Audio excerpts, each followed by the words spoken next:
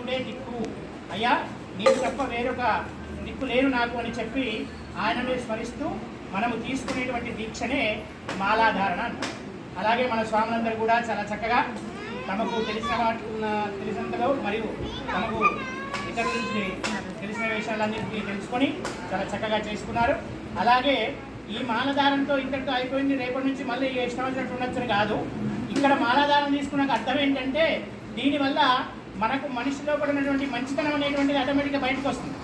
కాబట్టి మనం కూడా ఏం చేయాలి, సమాజంలో అందరితో పాటు భూతదయ కలిగి ఉండాలి. భూతదయ అంటే అర్థం ఏంటంటే మనము ఏదైతే ఇప్పుడు ఉదాహరణకు నాకు ఆకలి అవుతుంది, నాకు ఆకలి అయినప్పుడు నేను ఎంత బాధపడుతుంటాను. నాకు ఆకలి అయినప్పుడు ఎవరైనా పెట్టకపోతే అంటే ఇంకా అన్నం దొరకకుంటే నేను ఎంత బాధపడతానో, ఎదుటివాడు కూడా ఆకలి అని వచ్చినప్పుడు కానీ లేదా ఇతరులకు ఏదైనా దెబ్బలు తాకినప్పుడు కానీ వాళ్ళకి ఏమైనా కష్టాలు వచ్చినప్పుడు కానీ ఒకసారి ఆలోచించుకోవాలి, ఓహో ఇలాంటి